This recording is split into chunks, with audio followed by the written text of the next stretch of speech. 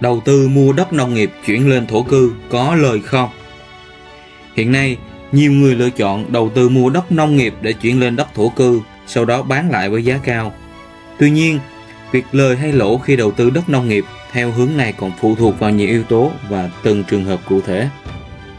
Khoản 1 điều 57 Luật Đất đai năm 2013 quy định, khi chuyển đất nông nghiệp thành đất thổ cư hay còn gọi là đất ở, phải xin phép và chỉ được chuyển khi cơ quan nhà nước có thẩm quyền đồng ý. Tuy nhiên, không phải 100% trường hợp người dân gửi đơn xin chuyển mục đích sử dụng đất đều được chuyển đổi. Muốn được chuyển phải phụ thuộc vào kế hoạch sử dụng đất hàng năm và nhu cầu sử dụng đất của người dân. Điều 52 Luật Đất đai năm 2013 quy định rõ căn cứ cho phép chuyển mục đích sử dụng đất như sau. Thứ nhất, kế hoạch sử dụng đất hàng năm của cấp huyện đã được cơ quan nhà nước có thẩm quyền phê duyệt. Thứ hai, nhu cầu sử dụng đất thể hiện trong dự án đầu tư, đơn xin giao đất, thuê đất, chuyển mục đích sử dụng đất. Như vậy, nếu được phép chuyển lên đất thổ cư thì khả năng cao người bỏ tiền mua đất nông nghiệp sẽ lãi. Trên thực tế, nhiều người dân mặc định mua đất nông nghiệp thì 100% trường hợp sẽ được chuyển lên đất thổ cư và bán ra theo giá đất thổ cư nên sẽ lời lớn. Tuy nhiên, khả năng được phép chuyển lên đất thổ cư nhìn chung không dễ như nhiều người nghĩ. Chi phí khi chuyển đất nông nghiệp lên đất thổ cư chủ yếu là tiền sử dụng đất. Tùy vào từng trường hợp mà tiền sử dụng đất phải nộp có thể lên đến hàng tỷ đồng, phổ biến từ 10 triệu đồng đến vài trăm triệu đồng.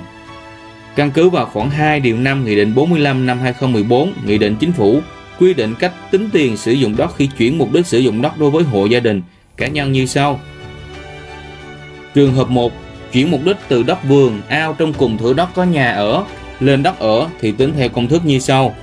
Tiền sử dụng đất phải nộp bằng 50% nhân cho tiền sử dụng đất tính theo giá đất ở, trừ đi tiền sử dụng đất tính theo giá đất nông nghiệp.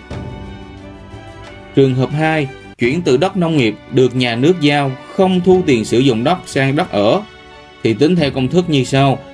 Tiền sử dụng đất bằng tiền sử dụng đất tính theo giá đất ở, trừ đi tiền sử dụng đất tính theo giá đất nông nghiệp.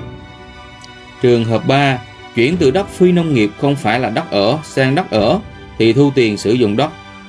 Pháp luật đất đai không có con số chi phí cụ thể khi chuyển từ đất nông nghiệp lên đất thổ cư. Thay vào đó, chỉ có quy định về cách tính tiền sử dụng đất. Để tính được số tiền phải nộp thì người dân cần phải biết những thông tin như sau. Thứ nhất, vị trí thửa đất. Thứ hai, giá đất ở của thửa đất.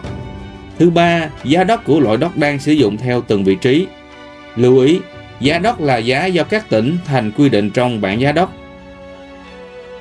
Để tính được số tiền phải nộp là vấn đề phức tạp vì mỗi thửa đất có vị trí khác nhau, giá đất cũng khác nhau. Mỗi vị trí trong từng thửa đất cũng có giá khác nhau như vị trí 1, vị trí 2, vị trí 3, vị trí 4.